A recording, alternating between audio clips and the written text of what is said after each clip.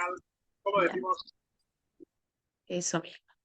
Bueno, buenas tardes. Saludarlos a todas y a todos quienes se tomaron un tiempito para participar en este conversatorio, un nuevo conversatorio en Canelones.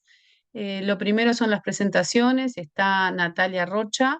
Bienvenida, Natalia. Hola, buenas tardes a todos. Y quien les habla, Ana Clara Gomenzoro, y somos las encargadas de tratar un tema tan interesante como la comunicación política y redes sociales. En realidad están bastante ligadas, podríamos decirse que podría llamarse comunicación política en redes sociales. Pero bueno, arrancamos con este conversatorio y nos vamos dando los tiempos para si alguien quiere hacer alguna pregunta, más o menos en la mitad. La idea es que esto dure no más de una hora y cuarto, y bueno, veremos cómo nos va. Bueno, Natalia, si quieres arrancar. Bueno, buenas tardes. Mi nombre es Natalia, para que los que no me conocen. Y bueno, la idea es un poquito conversar sobre justamente lo que comentaba Ana Clara, como es la comunicación en política y cómo el impacto de las redes sociales, bueno, se ha introducido en toda nuestra vida y la política no quedó aislada de esto.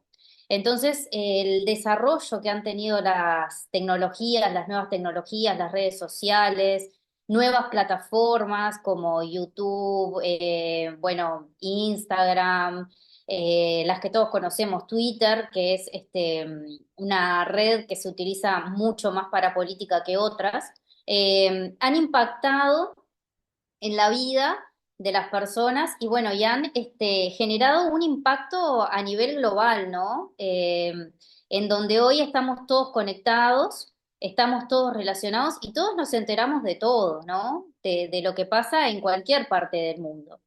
Y bueno, y a su vez, el impacto que esto ha tenido en la convocatoria política y en todo tipo de comunicación, digamos. Eh, esta transformación ha generado también que estemos expuestos todo el tiempo a un montón de contenidos. Todo el tiempo estamos expuestos a contenidos visuales, bueno, audiovisuales, digamos, y eso es como un bombardeo de información que nos está llegando todo el tiempo, ¿no? Es un acceso a la información que tenemos de forma ilimitada, digamos, y estamos, a veces este bombardeo como que satura un poco la cabeza de todos nosotros. Recibimos constante información, información que muchas veces no sabemos de dónde viene, no sabemos quiénes son sus creadores, no sabemos quién las instala. Muchas veces se instalan en la agenda pública, generando agenda de conversación, digamos. Y bueno, y en la mayoría de las veces, hoy todos tenemos acceso a ver información y también a crearla. El fenómeno de TikTok, por ejemplo, cada red social tiene un segmento de gente, ¿no? Por ejemplo, TikTok es utilizado por personas por ahí que andan entre la escala de 20 y 30. Después ya hay plataformas como Facebook que tienen otro perfil generacional. Twitter, como les decía hoy, que tiene un perfil más político, que es más utilizado con un fin político. Y bueno, y ese tema de que todo el tiempo estamos interactuando unos con otros, nos genera que la información sea continua y y que bueno, que no sepamos justamente quiénes son sus creadores y de dónde estamos viendo esa información, ¿no? Por otro lado, otra cosa importante que se da en estos medios digitales, es el tema.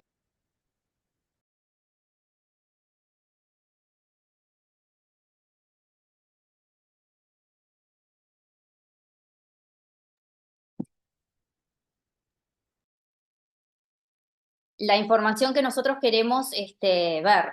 Cuando nosotros entramos a una red social y empezamos a revisar determinados contenidos, la red social tiene un algoritmo que es numérico, que empieza a rastrear el tipo de información que a nosotros nos interesa, ¿no? A raíz de nuestros gustos y de lo que nosotros estamos todo el tiempo observando, ¿verdad? Eso lo que hace es que después ese propio algoritmo nos muestre la información que nosotros tenemos tendencia a ver. ¿Ah? Si nosotros miramos mucha información política, el algoritmo va a hacernos, nos va a mostrar mucha información política. Si miramos otro tipo de información, como por ejemplo programas de chimentos, el algoritmo va a introducirnos cada vez que nosotros nos metemos en esa plataforma, nos va a ir metiendo en este tipo de contenido, ¿verdad? Eh, a su vez, esto genera, si bien la comunicación tiene varias vetas, estas de alguna manera también nos genera que haya un contenido, digamos, no es que el contenido sea bueno, sino que la forma en la que lo utilizamos, ¿no?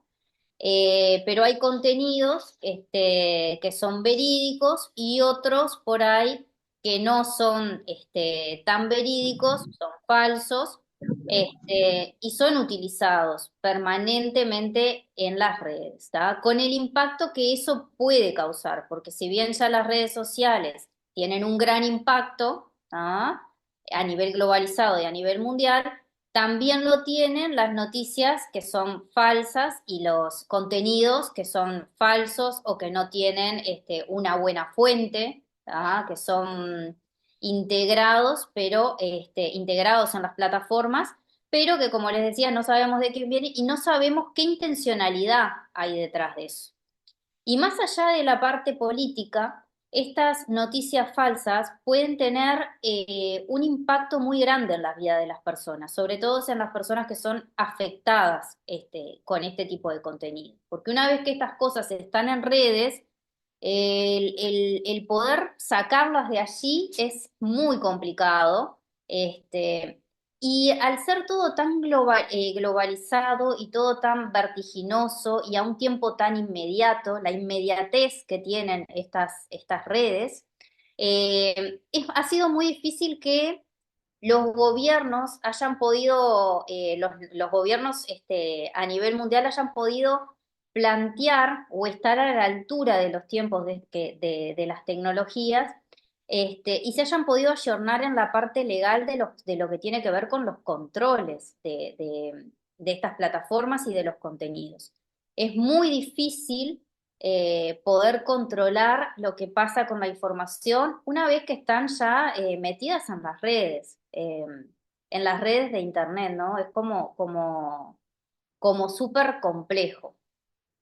Otra Si me cuestión, permitís, Nati, sí, dale, porque dale. han ido entrando otras personas, de repente podemos Bien. hacer un micro resumen de lo que vinimos tratando. En realidad, lo que vinimos planteando es el cambio en la comunicación, en la forma de la comunicación que tenemos hoy. En realidad, nosotros hace unos años, unos cuantos años, los que somos más mayores, más, la información la recibíamos. ¿Sí? A través de un periódico, a través de un diario, a través de un canal de televisión, ¿sí? Pero hoy en día la información se recibe por varios canales. Por esto que hablaba Natalia de, bueno, el bombardeo por las diferentes plataformas y los diferentes canales de comunicación. Y además, en general, la comunicación o y la información política, pero cualquier tipo de información, era unidireccional. Nosotros recibíamos la información, pero no así, no así la participación en la creación de los contenidos. Hoy existe no solamente la información que nos llega, sino toda la información que crean un conjunto de personas, incluso la información que podemos crear cada uno de nosotros.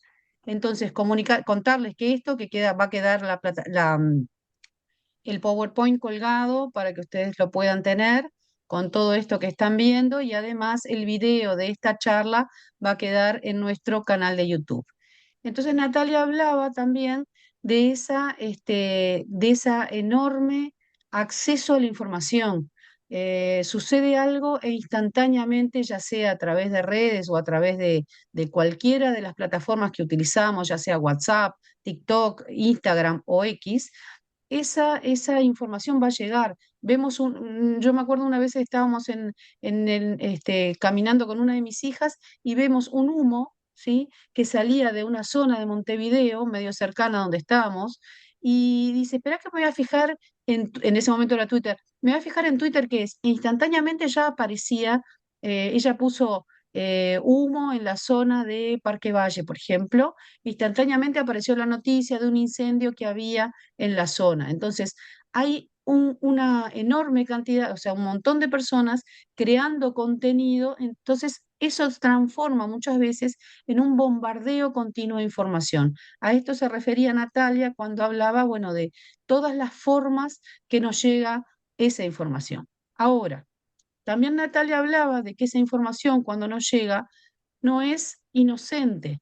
Muchas veces tiene un objetivo que está creado o que está eh, explicitado a través de lo que nosotros queremos o nos gusta consumir. Entonces, las empresas muchas veces utilizan los rastreos, aquello que nosotros buscamos en Internet para establecer un perfil de usuario. Nosotros pusimos acá en esta placa una cosa que no sé si algunos de ustedes conocen, que es Ad Setting de Google. Tiene un link que ustedes pueden entrar cuando tengan la presentación, que va a una página en donde de alguna manera el usuario puede controlar y saber qué información tiene este navegador sobre nosotros. Porque lo que decía Natalia muy claramente es, cada vez que nosotros hacemos una acción en Internet, una acción en redes sociales, esa plataforma o ese navegador, ya sea Google, ya sea TikTok, ya sea Facebook, sabe, o Instagram, sabe o va creando nuestro perfil de persona. Entonces sabe que si nosotros nos gustan los autos, inmediatamente nos va a poner en contacto con las empresas o va a empezar a mostrarnos publicidades de autos. O si nos interesan los derechos humanos, nos va a empezar a mostrar temáticas referidas a esos temas o al tema de los animales o al tema. Entonces, muchas veces la información que recibimos no es inocente y además genera un valor para estas plataformas y para estos motores de búsqueda, que es el valor de la información, que después utilizarán para, para sus propios intereses, ¿sí? Ya sea manipulación de contenidos, ya sea manipulación de opinión pública, etcétera. Y acá en esta placa también hablábamos de esto, ¿no? Esto mismo que estábamos hablando, ¿no? Que es el transformarse en un microobjetivo, ya sea político o comercial, ¿sí? Esto, el transformarnos cada uno de nosotros en un microobjetivo hace que ya sea una empresa o una organización política, pueda buscar o establecer cuáles son los contenidos de mayor interés y cuáles son los mensajes a los cuales vamos a ser más receptivos. Esto es una forma de manipulación que muchas veces no somos conscientes que existen, ¿sí? Que pensamos que formamos una opinión bastante libremente y en realidad eso no es del todo cierto. ¿Sí? Entonces acá la placa habla de justamente manipular opiniones y bueno, y también fomentar divisiones o brechas, cosa que también es bastante practicado en la actualidad. Simplemente era un micro resumen para poder seguir avanzando. Entonces, acá llegamos al tema de las fake. ¿Seguís vos, Nati? Sí, en realidad, antes de las fakes, lo que yo quería comentar es que el tema de la comunicación en general es algo opinable, porque roza mucho, hay un límite, que igual lo vamos a tocar un poquito más adelante, pero hay un límite entre lo que es libertad de expresión, lo que se puede decir y de la manera que se pueden decir las cosas. Eh, y lo que pasa con las redes sociales es que todo el mundo puede sentarse y opinar de todos los temas. Incluso si no somos idóneos en esos temas. Yo me siento, veo una información, escribo, y de ahí es que sale mucho el tema del hate, ¿no? Lo que vienen a ser los odiadores, ¿no? De que ven una noticia que no les gusta y enseguida empiezan a caer en lo que es la falacia de atacar o a la persona que tiene la noticia, digo, si es un político, por ejemplo, no me gusta ese político, entonces lo que hago es la falacia de ataque al hombre, insulto al político y no insulto su contenido, ¿no? Lo mismo pasa en cualquier sector, pasa mucho con los famosos, hay un hate por todo, por el cuerpo que tienen, por cómo se visten, no me gusta, entonces como estoy atrás de un monitor, este, bueno, me siento, escribo, digo cualquier cosa y no pasa nada, porque en realidad, como hablábamos recién, es muy poco controlado. Hoy en día es muy difícil poder llegar a un control de lo que es la mediatización por todos estos medios. Este, entonces, ha sido muy complejo para los estados poder implementar políticas de control, ¿tá? Que no rocen con la libertad de expresión, ¿no? Porque bueno, y además el control que es muy complejo en lo que es todo Internet. Por algo es tan difícil también el control de páginas que no deberían existir, pero que lamentablemente existen, que tienen que ver con la sexualidad infantil, el tráfico, y bueno, todos ese tipo de cosas que al día de hoy, si bien los sistemas de investigación especializados además, ¿no? Que trabajan en este tipo de cosas, han intentado por todos los medios controlar, es algo que es muy complicado, porque cierran una página y enseguida en otro lado te están abriendo otra y es un bombardeo constante. Y esto pasa con todo hoy en día, en todo lo que es el ámbito de la comunicación y de la comunicación en redes, además, ¿no? Sobre todo, en internet, digamos. No sé, Ana, si seguís con fake o...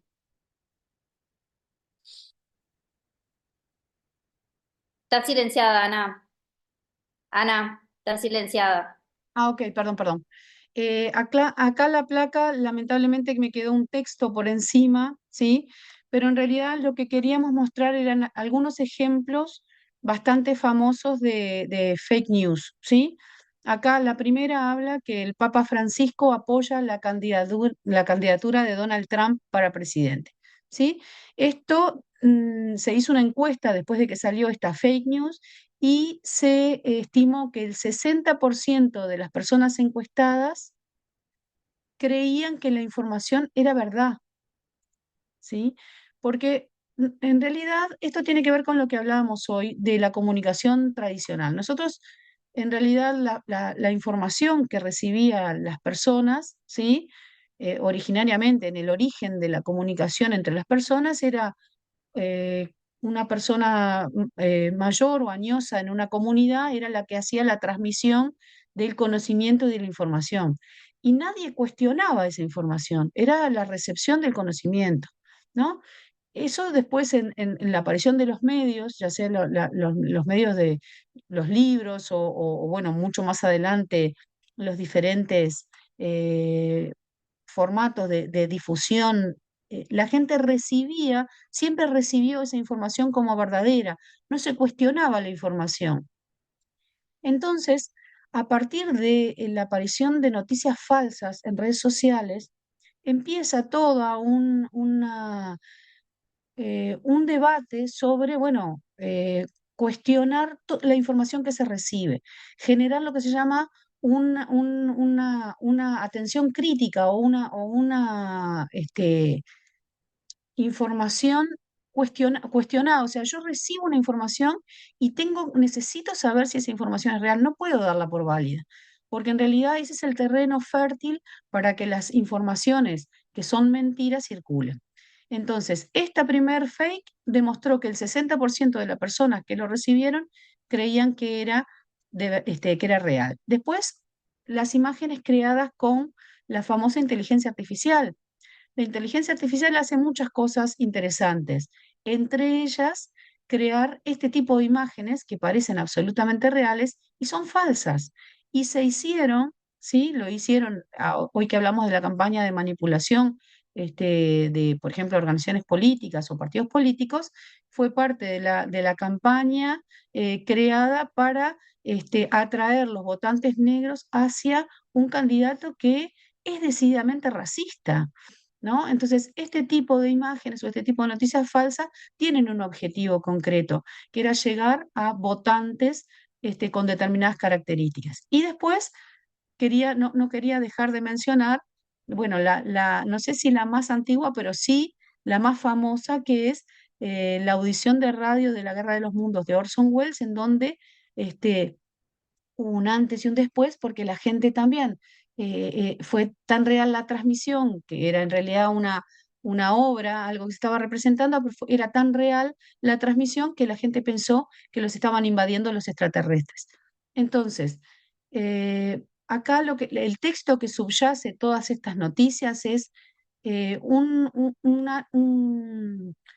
una frase que aparece en el documental El dilema de las redes sociales, que habla justamente de todos estos dilemas morales que se plantean muchas veces en el uso de las redes sociales, y que dice que las noticias falsas se propagan 6 veces más rápido que las verdaderas, porque generalmente las noticias falsas lo que intentan hacer es generar un impacto, ¿sí? Un impacto ya sea em, porque la noticia es escandalosa o porque es contraria a lo que la gente pensaría o porque tiene ribetes eh, de increíble o fantástico, pero siempre generan la duda de si es real o no es real.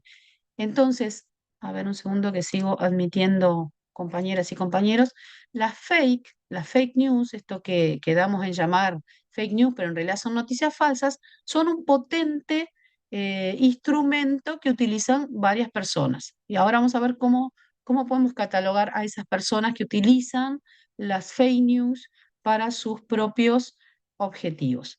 ¿Qué pasa en Uruguay con las fake news? Bueno, acá también puse tres ejemplos de cosas que han sucedido, ¿sí?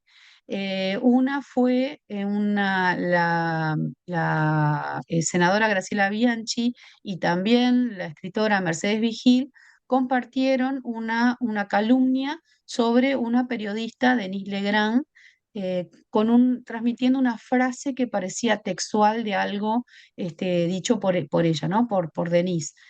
Y esto terminó en la justicia, que después archivó el caso, pero en realidad muchas veces el daño generado por este tipo de acciones, que son mentiras y que en realidad lo que intentan es muchas veces denigrar a las personas, o no es solamente el impacto, también buscan un objetivo, buscan un daño, ¿sí?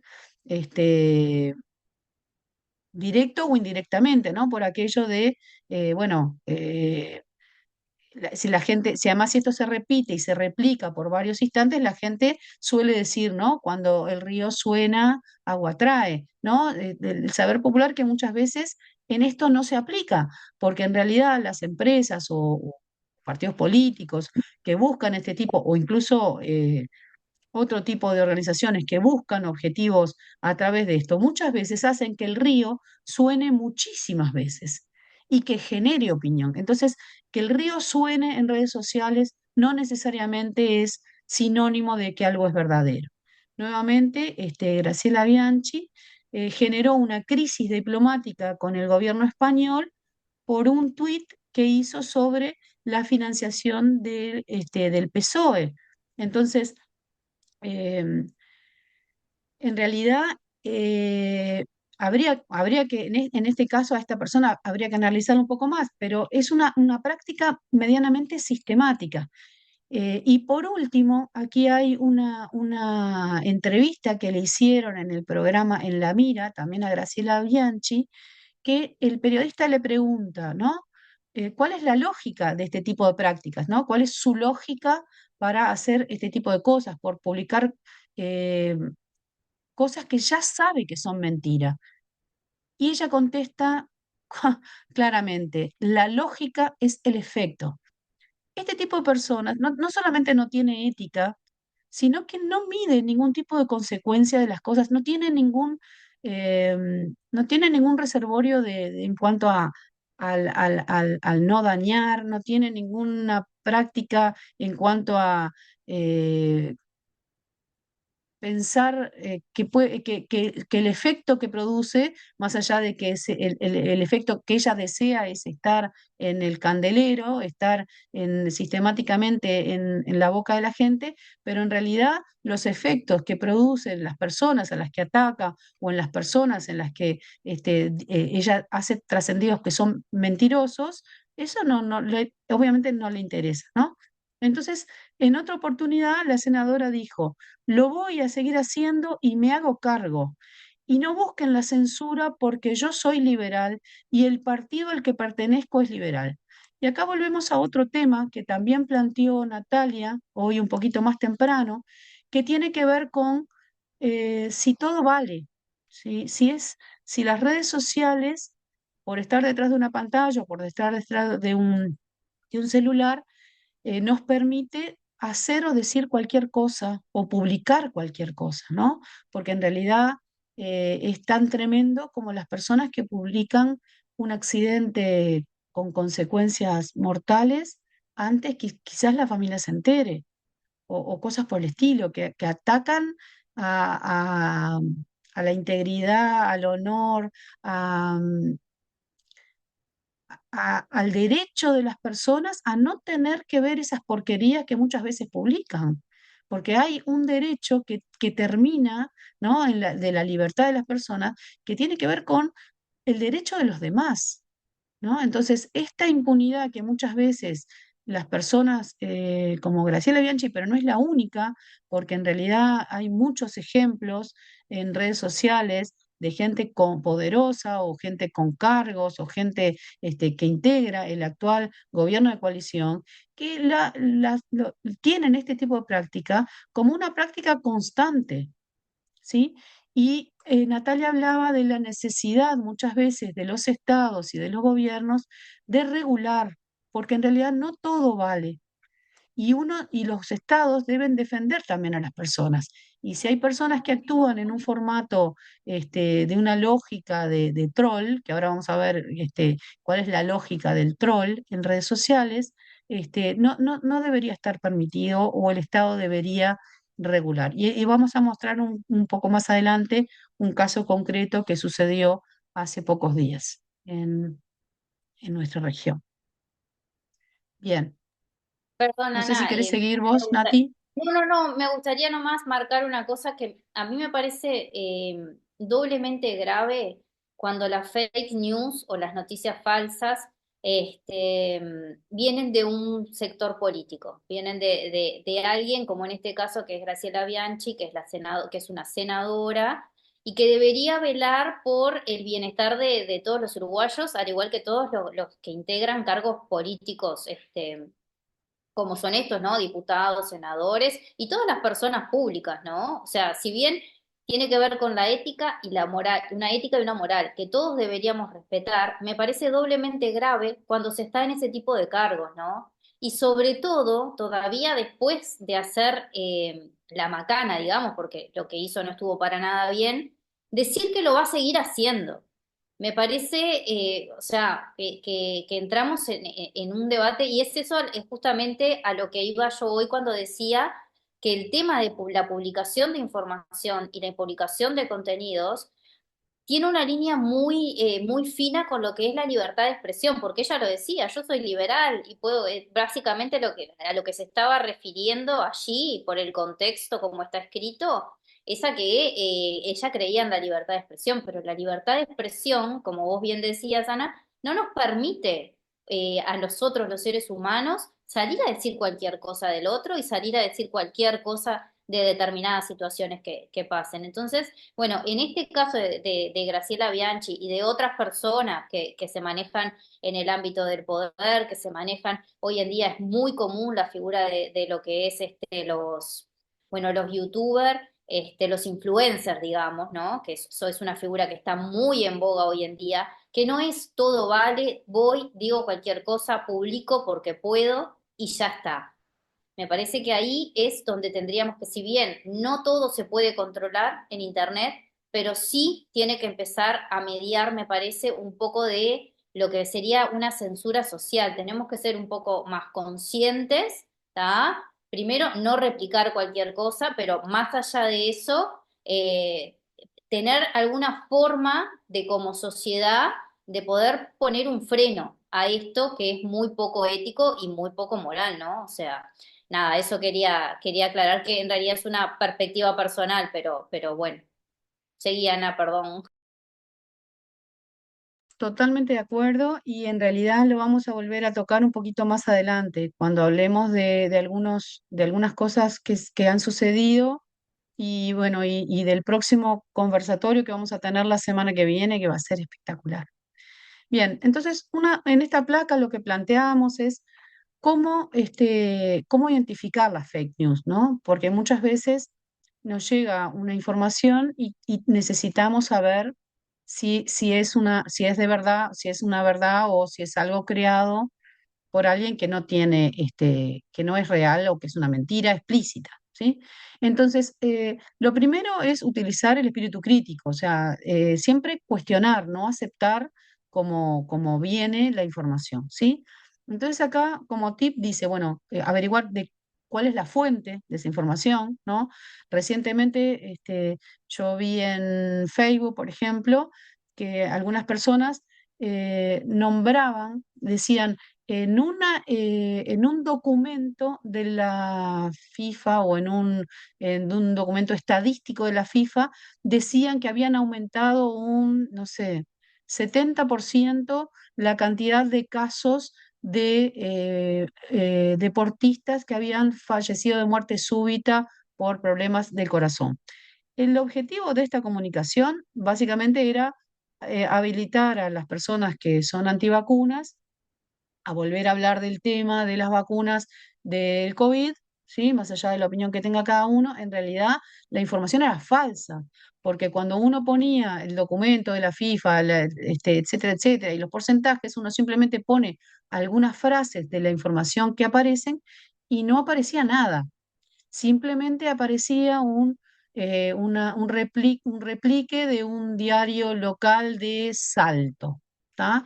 Entonces, cuando en la fuente no aparece directamente, o sea, cuando nosotros ponemos alguna frase del documento o de la información y eso no aparece en ningún lado en la web, bueno, ya podemos empezar a desconfiar de que no existe fuente y que en realidad muchas veces nombrar al documento o la estadística ¿cómo es que dicen cuando hablan un estudio científico, pero no dicen cuál, ¿sí?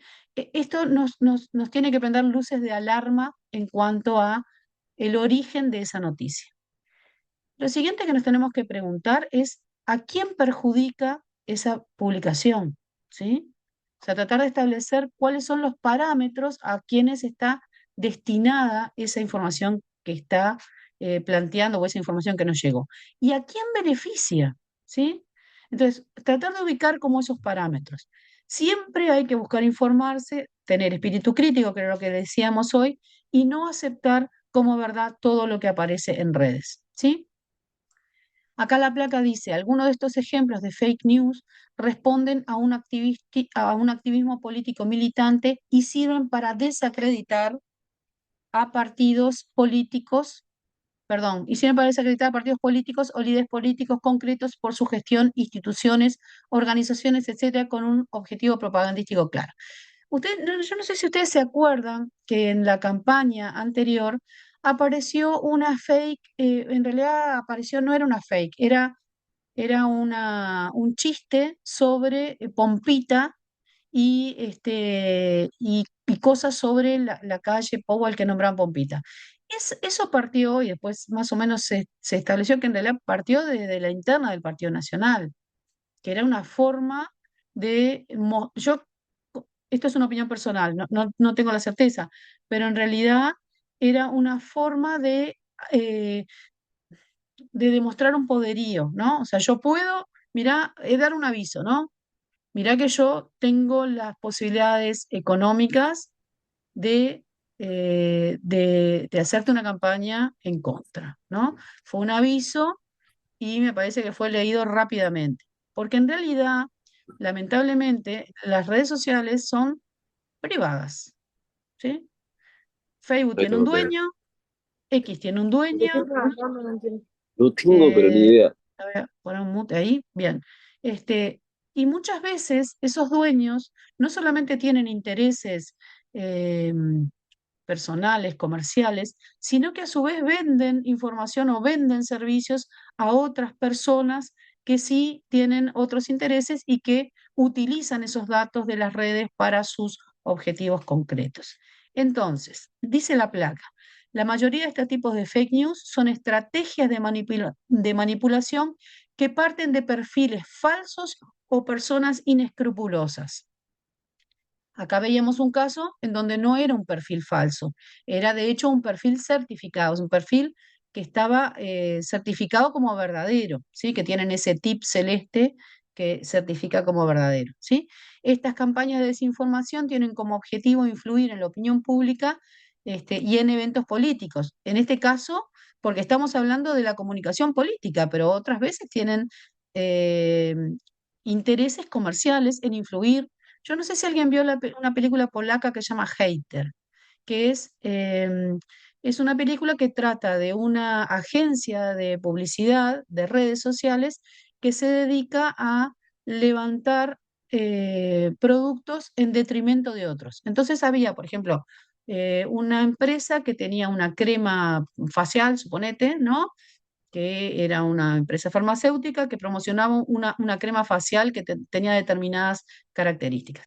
Pero había una competencia muy fuerte, que era de una empresa local, una empresa pequeña, de tipo familiar, que hacía productos naturales y que tenía enormes beneficios y que no tenía conservantes y que tenía un montón de aspectos mejores que la empresa esta que la empresa farmacéutica, ¿sí? Entonces la empresa farmacéutica contrata a la agencia esta de publicidad de redes y la agencia de publicidad lo que hace es crear perfiles falsos y en el muro de la empresa pequeña y la empresa familiar y la empresa natural y demás, empieza a colocar a través de perfiles falsos falsas reacciones a la crema. A mí me dio alergia, a mí me hizo tal cosa, me dejó la cara más roja o yo qué sé. Entonces, las estrategias de manipulación con perfiles falsos son también muy importantes y son bastante más difíciles de detectar, porque en realidad estas empresas no lo hacen de forma personal, contratan a personas para que creen, sino que son programas de computación que en forma dinámica crean cientos de perfiles y a su vez las publicaciones de esos cientos de perfiles con pequeñas variaciones tienen un objetivo concreto para influir o generar daños específicos concretos. Entonces, estas campañas orquestadas de modo profesional son amplificadas por un ejército de bots que viralizan el efecto contaminante. Esto tiene que ver con, no son personas, son agencias, ¿sí? Que crean estos perfiles y que son perfiles falsos y que tienen un objetivo concreto. No sé si vos querés acotar algo, Nati, si no, No, no, seguimos. solamente que a veces en las redes, cuando vamos viendo este tipo de comentarios así, cuando vos entras a esos perfiles, cuando ves algún comentario un poco raro, vos entras a esos perfiles y una forma de detectarlos es que esos perfiles en realidad no tienen publicaciones, no tienen fotos, no tienen. Entonces, de alguna manera es la forma en la que nos podemos dar cuenta que esas cuentas, perdón, valga la redundancia, son falsas, porque no tienen publicaciones de ningún tipo. Exacto. Como vieron ahora, parece todo el panorama bastante negro y uno podría decir, bueno, hay que bajarse de las redes sociales, ¿no? O las redes sociales no sirven para nada, etcétera, etcétera. Entonces nos planteamos el siguiente dilema en esta placa. ¿Las redes son buenas o son malas? En realidad, nosotros estamos estamos inmersos en una realidad que no podemos cambiar por nosotros mismos, por lo menos de forma individual.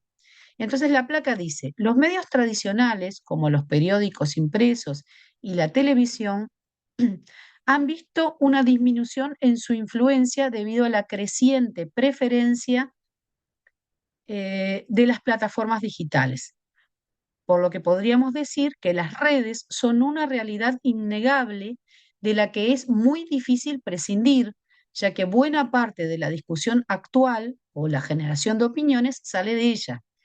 Nosotros en la izquierda generalmente teníamos la maravillosa costumbre de discutir, de debatir en diferentes ámbitos. De hecho, el uruguayo era un pueblo bastante politizado y no solamente en los comités se discutía de política, en los boliches se discutía de política, en diferentes tertulias o reuniones se discutía de política.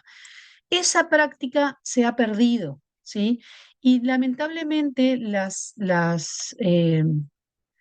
plataformas digitales han hecho que buena parte de la discusión política pase por ellas, ¿sí? Y esa discusión política ha cambiado la forma en que discutimos, ¿sí? Em, para empezar, la discusión es limitada, porque yo puedo discutir, tengo que enviar un planteo y después recibir lo que la gente quiere rebatir de ese planteo, ¿sí? Este, de todas formas, o sea, esta bidireccionalidad de las redes sociales han permitido generar acciones de activismo y movilización social súper interesantes, ¿sí? Súper interesantes, que no se hubieran podido dar si no fueran por estas redes. Entonces, antes de definir o antes de seguir avanzando, si podemos catalogarlas sobre buenas, malas o qué pensamos sobre ellas, podemos decir que en realidad muchos movimientos sociales han podido organizarse rápidamente y generar una audiencia global a través de las redes sociales. Entonces, veamos también los aspectos positivos que tienen las redes sociales. Acá traje el ejemplo de lo que pasó en España en el 11M, ¿sí? En donde hubo una campaña, hubo un atentado tremendo, ¿no? En España, y el gobierno español, que estaba a víspera de las elecciones, decidió utilizar todo el aparato propagandístico y todos los medios de comunicación para sostener la teoría de que el atentado era de ETA, porque en realidad se venían las elecciones y él quería captar a través de este tema, de decir, bueno, está ETA activo y yo le voy a poner el freno y todo lo demás, captar los votos españoles, a pesar de que ellos ya sabían que el atentado que eran yihadistas los que habían atentado. Ellos ya lo sabían y sin embargo, con la complicidad de los medios, instalaron en las personas que el atentado era de ETA. Entonces, el PSOE, incapaz de contrarrestar la versión del oficialismo, difundió un mensaje por SMS, utilizó el SMS y pidió reenviar ese mensaje, llamando a los ciudadanos a salir a la calle y acudir a la sede del Partido Popular para denunciar la campaña desinformativa del gobierno. La difusión de los mensajes de texto alcanzó una dimensión sin precedentes y generó una movilización que propició, entre otras cosas, la victoria de José Luis Rodríguez Zapatero en las elecciones de marzo del 2004. Esta es una forma en donde las redes también tienen aspectos decididamente positivos y bueno, yo traje uno a nivel mundial, pero tenemos también ejemplos a nivel local, como por ejemplo la reciente o bastante reciente campaña de los vecinos y vecinas de Maldonado que defienden Punta Ballena en cuanto a están en contra de la instalación de un emprendimiento inmobiliario de, creo que son 53 torres en Punta Ballena, ¿sí? Para ello utilizaron magníficamente la mayoría de las redes sociales y muchas de las tecnologías de la información en una difusión 360. 360 quiere decir que abarcaron casi todos los canales por los cuales le podía llegar a las personas la información. Entonces, la habilidad también de manejar estas redes es muy importante. Entonces, aquí les dejo, bueno, algunos datos sobre la petición que hicieron al presidente de la República, al Ministerio de Ambiente, etcétera, etcétera, y alguna información extra sobre TICs, sobre todo lo que conforman las tecnologías de la información y la comunicación. No sé si querés, Nati, seguir avanzando en algún tema o sobre esto.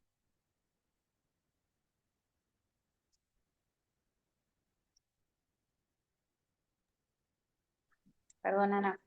No, no, no, seguí tranquila y yo te... Bien, entonces, antes de llegar a esta placa, o sea, estábamos hablando bueno, de cuáles son ejemplos positivos o acciones positivas o acciones negativas en las redes. En realidad, como casi cualquier herramienta, todo depende de las personas y cuáles sean los motivos para usar las herramientas, ¿no? O sea, cuáles son los objetivos finales del uso de las herramientas. Las herramientas no son ni buenas ni malas, dependen de las personas y cómo las usan. Entonces, en realidad, nosotros tenemos que aceptar que mucha de la discusión política pasa por estos lugares. Sí es nuestro compromiso intentar volver a algunos ámbitos de discusión grupal. Yo lo extraño, personalmente extraño el espacio de poder intercambiar, ya sea a través de un Zoom, o a través de reuniones presenciales, el intercambio con otras personas sobre la discusión política. Esto nos enriquece, a mí en lo personal me enriquece muchísimo el poder escuchar y poder debatir con otras personas sobre los diferentes temas. Las redes sociales me parece que son una herramienta corta para este tema, pero sí las redes sociales muchas veces lo que hacen es instalar temas en la agenda pública y esto es innegable. Y aquí me gustaría, bueno, empezar a hablar de algunos temas que tienen que ver, nosotros ya los hablamos sobre el tema de libertad y regulación, pero después me gustaría volver a hablar de las características de esa discusión política o de esa instalación de temas en la agenda y cómo nos planteamos, cómo nos paramos frente a ella. No sé si querés hablar sobre este tema de regulación, Nati.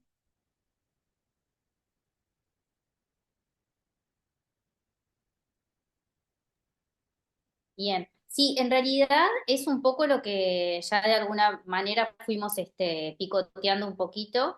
Eh, el tema de que bueno, la regulación justamente es versus la libertad de expresión, ¿no? El qué podemos decir, de qué manera lo podemos decir y cómo eso impacta, ¿tá? En el medio en que lo estamos diciendo, ¿no? Cómo eso roza el derecho de las personas, ¿no? Y, y bueno, y lo que puede, la manera en la que puede perjudicar las cosas que decimos a veces.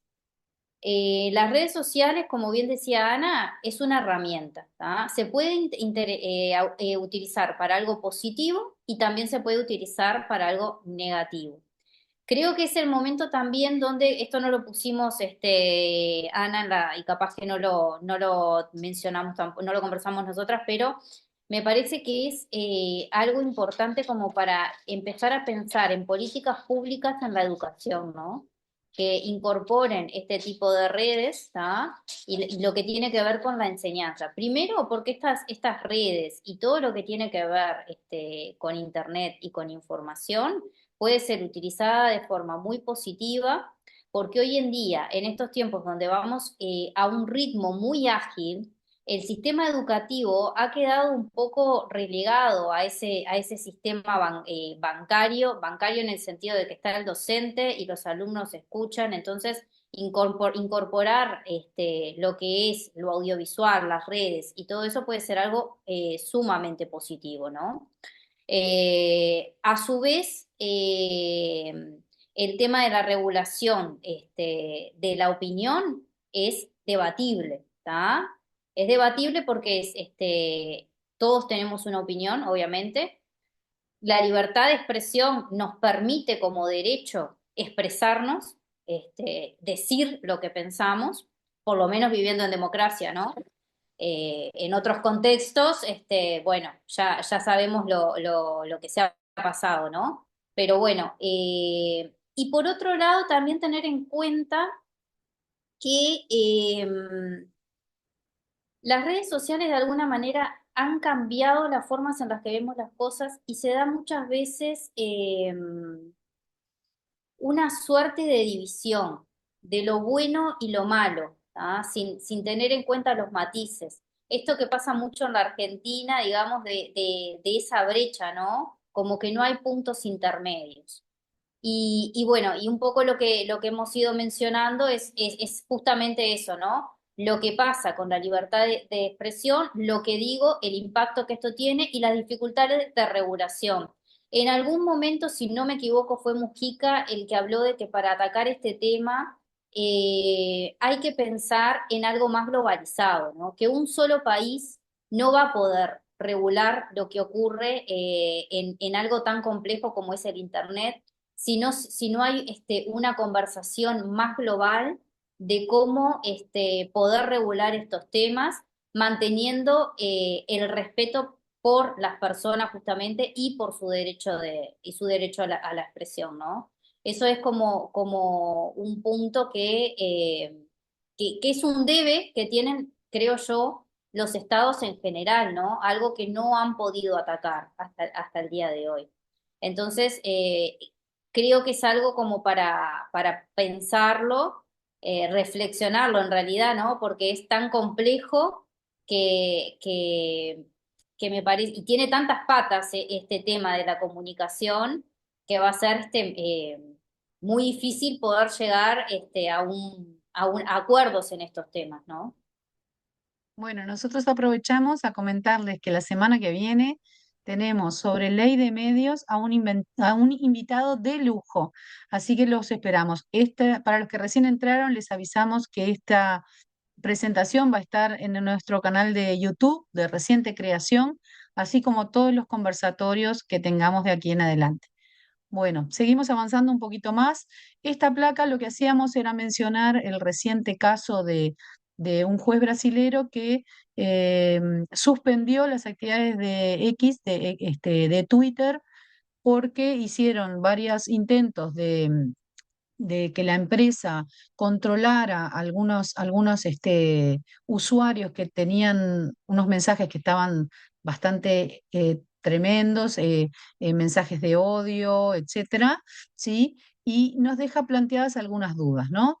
Algunas ya las decía Natalia. ¿Es válido escribir o decir cualquier cosa en redes? ¿Pueden las empresas dueñas manipular nuestras opiniones? ¿Es válido que hagan eso? ¿Quién debe garantizar nuestros derechos de privacidad? Por ejemplo, nuestros derechos de privacidad, pero también nuestros derechos en cuanto a usuarios y a los contenidos que vemos, ¿sí? ¿Es censura proteger a los usuarios y a los usuarias como temas planteados? Pero esto se lo vamos a dejar a Gabriel Kaplun, que nos va a acompañar la semana que viene en el tema ley de medios. Bien, entonces avanzamos un poquito más y ya estamos casi llegando al final sobre la forma en que estamos discutiendo política. Hoy hablábamos de que en realidad antes nos tomamos el tiempo para sentarnos con una o varias personas, para hablar de un tema, para discutir de política, y eso hoy no es así, ¿sí? Entonces, hay un uso, digamos, histórico de las redes sociales, que inicialmente, ¿no? Las redes sociales tenían determinados valores y de alguna manera, como dice alguno, nos comimos la pastilla de qué era lo que finalmente terminaron siendo las redes sociales, ¿no? Porque había una visión muy utópica sobre la democracia, de la participación en las redes sociales, sobre el poder impulsar causas que fueran loables, que fueran buenas para todos, que fueran, que construyeran o intentaran construir una sociedad mejor, ¿no? Entonces acá en forma cómica ponemos que de alguna manera nos hicieron creer que Airbnb era para compartir casa y Uber era para compartir auto, cuando en realidad eran empresas que nos querían vender un servicio que además trajeron como consecuencia, por ejemplo, la precarización del trabajo. Entonces, em, hoy tenemos una forma de discutir política, ¿sí? Que a veces es criticada por algunos medios, por algunas organizaciones, ¿sí? Que hablan sobre la participación del sofá. Yo creo, me parece que es complicado em, m- estar en contra de algo que está absolutamente inmerso en nuestra vida, porque es imposible decir que estamos contra lo tecnológico si utilizamos muchísimas horas el celular, si tenemos nuestra agenda en el celular, si tenemos la forma de comunicarnos a través del celular o de informarnos a través de la computadora y el celular, etcétera, etcétera. Entonces, me parece que eh, ya existe en la sociedad una forma híbrida de funcionamiento que tiene que ver con un funcionamiento físico y un funcionamiento virtual. Muchas de las clases o cursos a los que yo, por ejemplo, participo son virtuales y no son menos cursos o menos clases o son menos completos porque sean virtual, porque en realidad son virtuales, pero son reales. ¿Sí? Entonces, me parece que criticar la forma de discusión política porque está a través de lo virtual no es adecuado, ¿sí? Y que la participación de SOFA, en todo caso, es tan participación como, como cualquier otra participación, ¿sí? Entonces, pero también es cierto y es innegable que la falta de discusión con otros, ¿sí? Porque en realidad estamos frente a nuestro aparatito, nuestro dispositivo y nuestras redes, y no tenemos un espacio para debatirlo con otras personas, ha empobrecido la discusión política y el debate. Sin duda la ha empobrecido, ¿sí? Antes, de alguna manera, la izquierda se ocupaba de formar a sus militantes, de capacitarlos en economía, en geopolítica, en historia, en sociología, ¿sí? Y hoy, lamentablemente, la discusión política en redes sociales se centra en consignas, ¿sí? En titulares, sin mayor contenido detrás. Rescatamos, ¿sí? El inmenso esfuerzo que ha hecho, por ejemplo, el Frente Amplio en los recientes talleres de formación, pero convengamos que no es una práctica que habitual en nuestras organizaciones políticas hoy en día. Entonces, me parece que una cosa como a retomar sería el poder seguir o el seguir avanzando con los talleres de formación y capacitación. Y como últimas placas, no sé si Nati quiere avanzar sobre esto, habíamos hecho una especie eh, del cómo en la agenda de las últimas semanas, julio, agosto y los poquitos días de septiembre, cuáles eran los temas que había planteado la coalición multicolor en la agenda pública y cuáles eran los temas que había planteado el Frente Amplio en la agenda pública. En titulares, porque en realidad si nosotros vemos la discusión en redes, muchas veces es esto, es como eslóganes sin una discusión profunda de los diferentes temas, porque muchas veces es muy difícil abarcar un tema a través de una frase o un titular, ¿sí?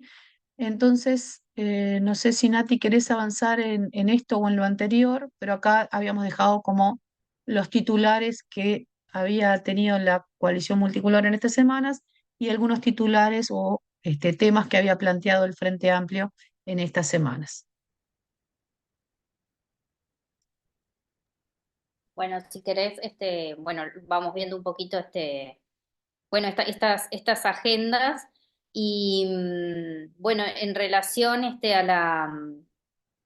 a la agenda de la coalición multicolor, eh, la posición del FA frente a las elecciones de Venezuela y su sistema político, la posición del FA frente al plebiscito sobre la seguridad social, posición del FA frente al plebiscito sobre allanamientos nocturnos, la vinculación de la acción del FA con el PIT-CNT, mejorarnos la economía, mejoramos la seguridad, plantear un segundo piso de transformaciones cuando en realidad no se sabe cuál fue el primero.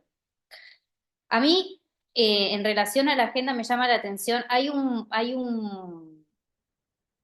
un cartel que está colgado frente a donde yo trabajo, donde, bueno, obviamente está la foto de Delgado y Ripoll como vicepresidenta, que dice, vamos hacia un segundo mejor gobierno. ¿Y se va a llevar algún rato, no? Me llamó fila la atención que colocaran eso de esa forma, ¿no? Cuando han desatendido tantas cuestiones eh, que han impactado a la sociedad, ¿no? Entonces, el Frente Amplio lo que ha planteado es pensar en la disminución de la pobreza, la problemática que existe con la pobreza infantil, los cuidados, la política para primera infancia y adolescencia, diálogo y respeto como forma de hacer política, transparencia, combate a la corrupción, políticas integrales para mejorar la seguridad, el tema de derechos humanos y el crecimiento sostenido de Uruguay. Si bien Uruguay ha tenido crecimiento, bueno, eso ya creo que lo han conversado en el conversatorio que se tuvo sobre economía, si no me equivoco, hubo uno, ¿no, Ana? Sí, sí, hubo Bueno, uno sobre economía. claro, el tema ahí es un tema de que si bien ha habido crecimiento, el tema de cómo se han distribuido las riquezas, ¿no?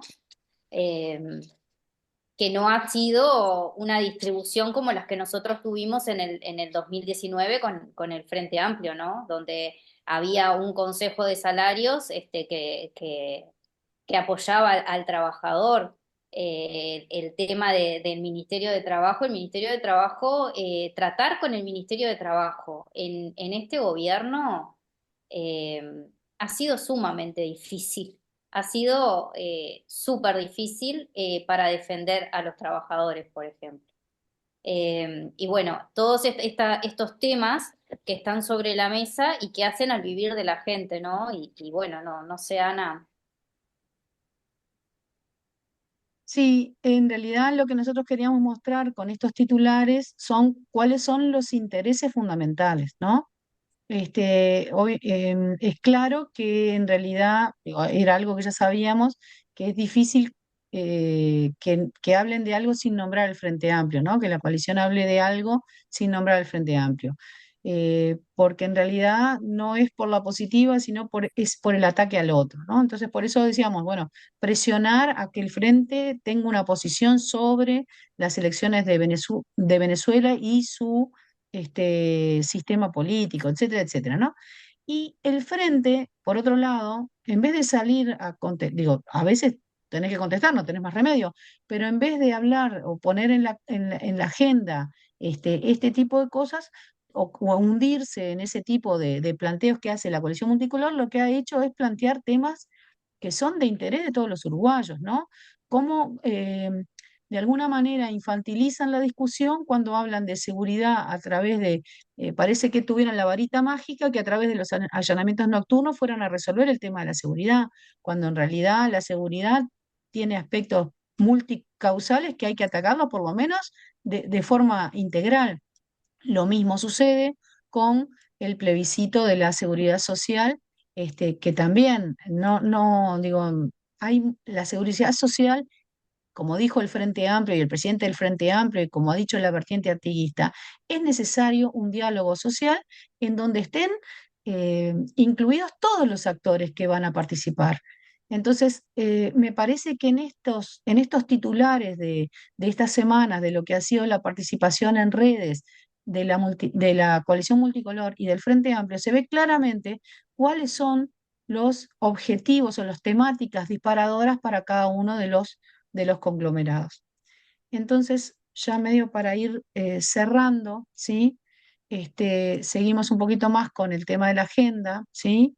Que esta placa habla de más o menos lo mismo, lo que estuvimos charlando recién, y que bueno, que en realidad la frase última es la que me parece que nos interesa más, es que eh, la discusión política se da en todos los ámbitos, ¿sí?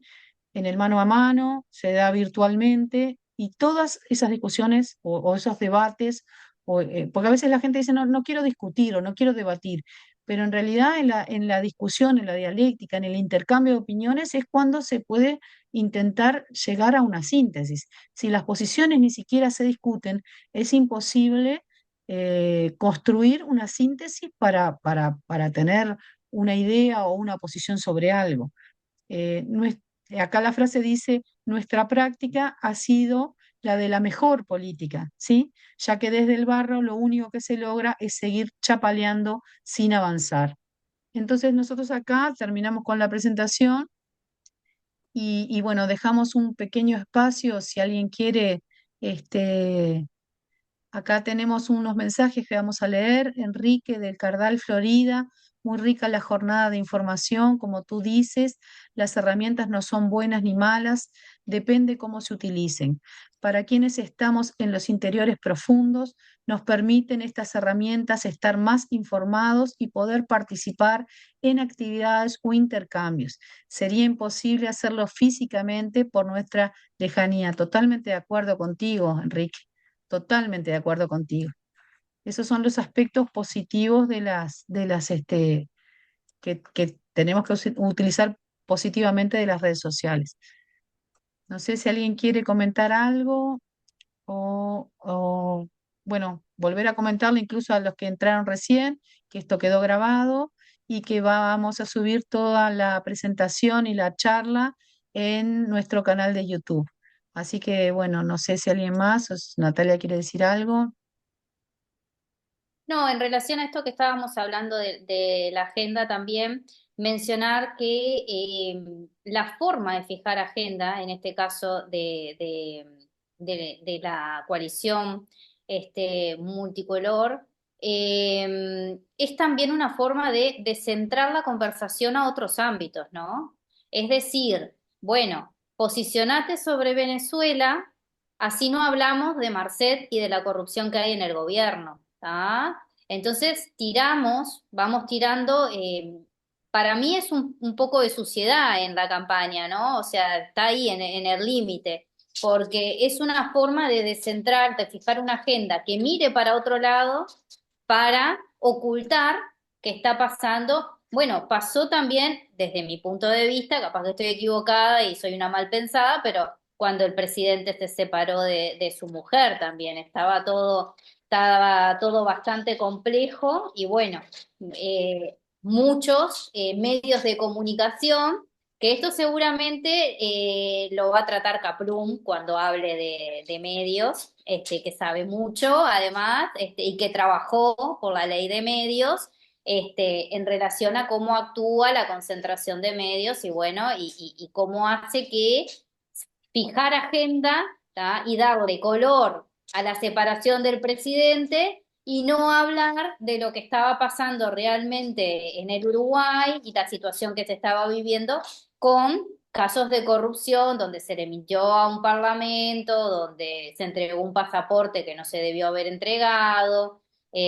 Bueno, esta forma de armar, de marcar la agenda es una forma de querer marcarle la cancha de alguna manera, en este caso al Frente Amplio, para que la ciudadanía tampoco hable de otras cosas mucho más complejas y que son tremendas, ¿no?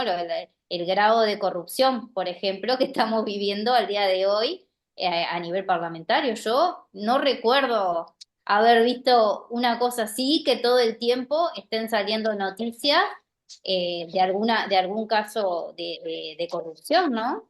Es permanente. A mí me llama mucho la atención. Sinceramente, nunca había visto, siempre hay, pero nunca había visto tanto. Tanto así, no lo había visto. Que cope de esta manera los medios, no lo había vivido nunca. Y bueno, y un poco el tema de lo que vos hablabas, por ejemplo, en relación a los allanamientos nocturnos, es una forma reduccionista, ¿no?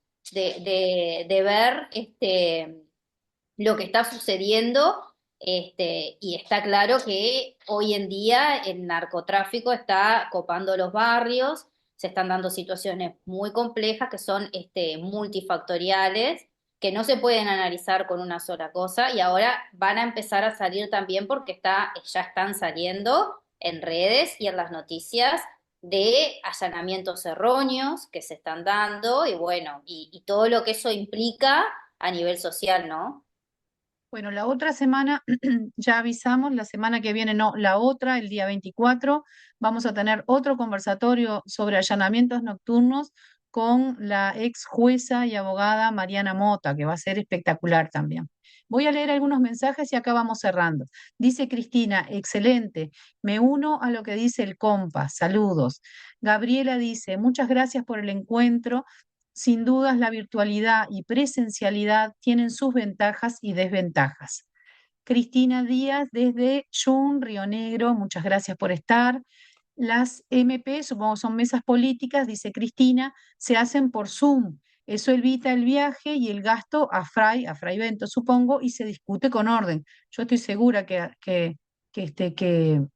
está, a veces es la forma en que tenemos Canelones, por ejemplo, es muy amplio y bastante difícil de llegar de una zona a otra. Entonces, también a nosotros nos ayuda el tema de tener reuniones por Zoom. Dice Cristina, asustan los asesinatos, sí, sin duda.